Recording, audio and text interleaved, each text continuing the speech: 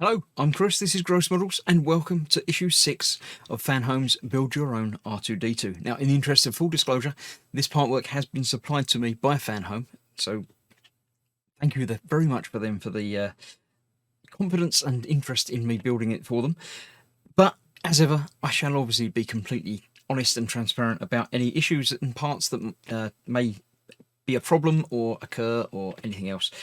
But I very much doubt that there will be. So, issue 6, we're doing some more electronic stuff. Now, if you watched issue 5, you were aware that I had some screws out. I looked ahead and seen that I didn't need them, but I think I might actually now. I've seen this bit and I didn't read it properly. But I do have them just there, off screen, in a box, so I can get them out as and when I do need them. But as ever, let's have a look through the magazine itself first.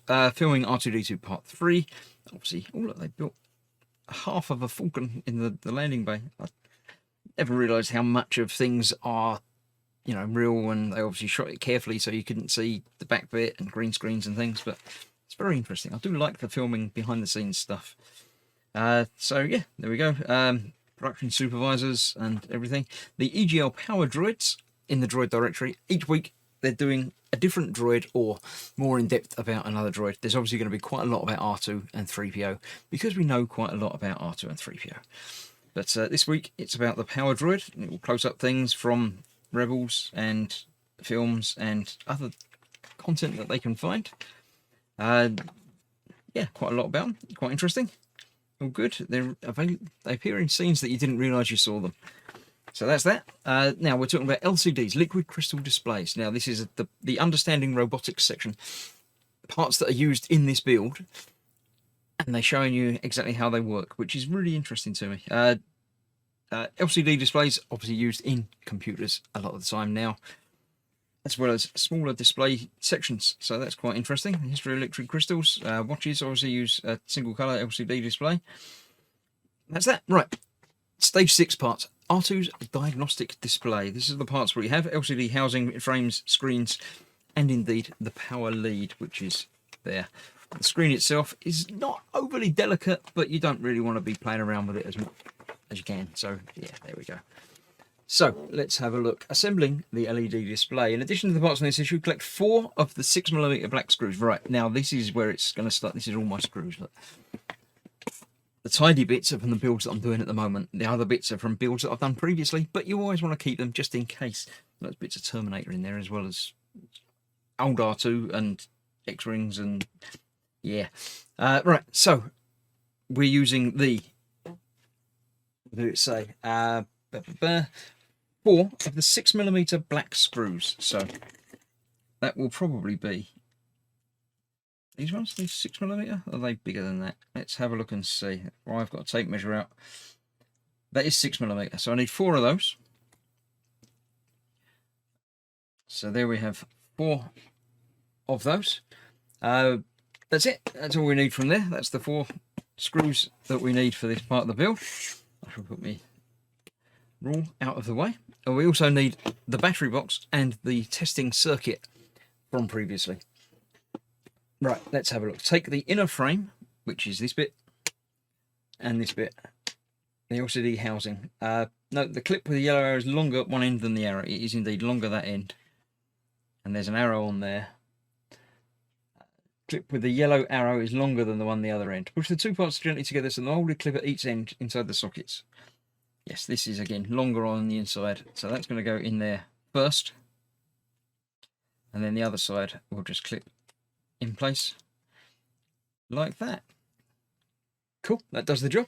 Then we are taking the circuit, we're removing the protective film from the front of it. She's bouncing around in boxes and things. They need to make sure it's protected. I can't get a grip on the end of it there. Come on, I've got some fingernails. They should be able to grip it. There we go. Nope, I had it and then I let go of it. There it is. Protective film. Not needing any more. So this is going to go behind here. Obviously it only goes one way up, and that way up is either way up. It doesn't matter. It does matter, but only one way will be correct.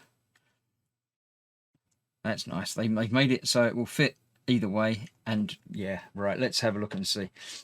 Press the parts together. 3 black tabs fit the notches and the hole line up. Right, we've got 1 notch on that side, which is going to have to go into that hole there. So it will only go one way up. That's going in there. The 2 notches the other side go into there, and that fits together like that. So you can see that through there, although you can't really see it yet. But there we go. Now we're taking the rear mounting bracket. That is going onto there. So the large notch fits over the white sockets. Pretty obvious that bit, but there we go. Right, we're then putting the screws in. So we're going to use 1 screw, funnily enough, in each corner. Now, as ever, putting these screws in, you should always get them all started before you tighten them up. You don't want to be tightening the first one up and then everything not quite lining up well. So do them one at a time, and be aware that obviously these are going into plastic. So feel your way rather than don't force it. Get Star Wars foot. No, okay. Yeah. Make sure everything lines up, and then you can go back and tighten them up. But you don't need to tighten them up an excessive amount. Just sort of finger tight until you can feel it really binding, and that will be tight enough. It's not going to be supporting the weight of anything in this. It's only holding the things together. So that is sufficient for that. So that goes in there. Repeat on all 4 corners. Done that. That goes together like that. It's starting to look droid-like. And then we're going to use the wire, plug it in, and then indeed test it. The little wire retaining wires are useful to keep. You never know when you might need them for, you know, anything from making dioramas to just tying wires back out of the way. Now this wire obviously has 2 different ends to it, the smaller one of which is going to go on there. Make sure you get it the right way round. That goes in there like that. Now we can test the LED using the circuit board that we've got. So we're going to plug that into where the other one was, like that. This is the moment of truth. If we then turn this on, nothing happens because we need to push a button. I don't know, does it say push the button marked S2? I think it's that one. It's come up. What happens if I push S1 then? Nothing at all. So don't bother pushing that. If you push that one and nothing happens, that's fine. Nothing's meant to happen. But if you hold that one down, we get R2's data port lighting up and doing its random colours. The colours should be coming out quite well on the camera there, but there are, let's say, purples and yellows and greens all lighting up in there. Quite cool. So I shall disconnect that from there. Leave the wire plugged into it. I think that's the wire that is going to connect it to everything down the line. Now these wires can be a little bit tight. You don't want to break anything. Don't just pull on the wires. You need to be pulling on the plug. If you give it a gentle wobble,